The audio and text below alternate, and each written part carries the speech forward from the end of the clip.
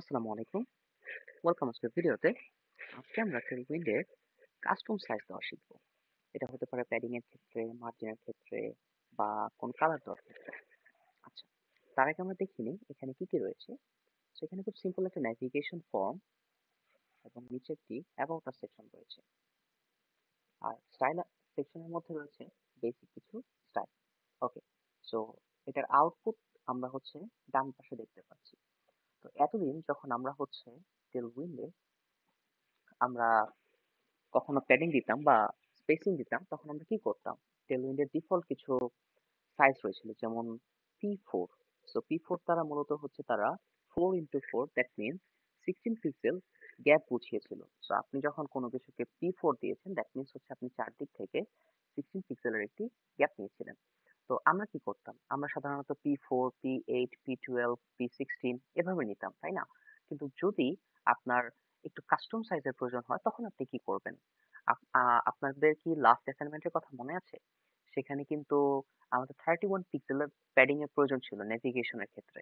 তো এই এই জায়গাটাতে আমাদের মাঝে মধ্যে কাস্টম সাইজের কিন্তু প্রয়োজন হতে পারে। তো যদি আমাদের প্রয়োজন হয়, তখন আমরা কি করতে পারি? চলুন আজকে আমরা এই ভিডিওতে উত্তর খোঁজার চেষ্টা করব। ওকে, তো সবার আগে যেটি করতে পারেন, এটি টেলউইন্ডের যে ডকুমেন্টেশন, সেখানে আপনি যেতে পারেন। তো এখানে বেশ কিছু সাইজের সম্পর্কে লেখা রয়েছে। যেমন আমরা যদি একটা দেখি, যেমন P8, that means 8 multiply by 4 is equal to 32, অর্থাৎ সে চারদিক থেকে 32 পিক্সেলের একটি প্যাডিং নিয়েছে। সো সিমিলারলি এখানে সবগুলা দেওয়া রয়েছে, যেমন PT6, that means padding top 6। So এভাবে যদি আমরা যাই, তাহলে দেখা যাবে এই জায়গাটাতে using a custom value. So custom ভ্যালুর ক্ষেত্রে আমাদেরকে জাস্ট কি দিতে চাচ্ছি এবং কতটুকু দিতে চাচ্ছি এটি দিলেই হয়ে যাবে। ব্যাপারটা খুবই সহজ, তাই না? আসেন আমরা একটু দেওয়ার চেষ্টা করি। ধরেন আমরা আমাদের এই যে হেডার, এখানে আমরা একটি কাস্টম প্যাডিং দিব। সো ধরেন আমরা 15 পিক্সেল দিতে চাচ্ছি। তো সেই ক্ষেত্রে সি, বুম, এটা কিন্তু হয়ে গেল। এবং এটা কিন্তু আমাদের ইচ্ছা মতো, আমরা কিন্তু 15 দিতে পারি, আমরা 21 দিতে পারি। এটা কিন্তু সম্পূর্ণ আমাদের হাতে। আমরা কিন্তু আর তাদের কাস্টম ভ্যালু অর্থাৎ 4, 5 বা 4, 8 আমরা কিন্তু এটার মধ্যে নেই। ঠিক আছে? তো আপনার যদি কাস্টম প্রয়োজন হয়, আপনি কিন্তু এভাবে কাজ করতে পারেন। সো সিমিলারলি ধরেন এই যে এখানে রয়েছে PY12। সো আমরা PY12 না দিয়ে ফর এক্সাম্পল আমরা 70 পিক্সেল দিতে পারি। রাইট?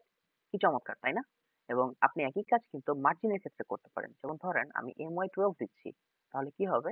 একটা মার্জিন হয়ে গেল। কিন্তু আমি চাইলে এখানে থার্ড ব্র্যাকেট ইউজ করে ফর এক্সাম্পল আমি 70 পিক্সেলের একটি মার্জিন দিতে পারছি। আচ্ছা, এই গেল আমাদের প্যাডিং এবং মার্জিনের বিষয়। ওকে, আসেন এবার আমরা একটু ব্যাকগ্রাউন্ড কালারের দিকে চিন্তা করি। এই দেখেন, এখানে ব্যাকগ্রাউন্ড কালার হিসাবে বিজি স্টোন 700 দেওয়া। সো এটাকে যদি আমরা পরিবর্তন করতে চাই, কি করতে হবে বলেন তো? আমাদেরকে জাস্ট বিজি রাখতে হবে, থার্ড ব্র্যাকেট দিতে হবে এবং ধরেন আমি এই কালারটা দিতে চাচ্ছি। দেখেন কি চমৎকার! আমরা কিন্তু একটি custom colour, custom background colour এবং কাস্টম স্পেস, এই জিনিসগুলো কিন্তু আমরা দেওয়া শিখে গেলাম। তো এরপর থেকে যখন আপনার কাস্টম কালারের প্রয়োজন হবে, আপনি কিন্তু চাইলেই এই ডকুমেন্টেশন থেকে নিতে পারেন অথবা চ্যাট জিপিটি কে জিজ্ঞেস করতে পারেন। ভিডিওটি দেখার জন্য অনেক ধন্যবাদ।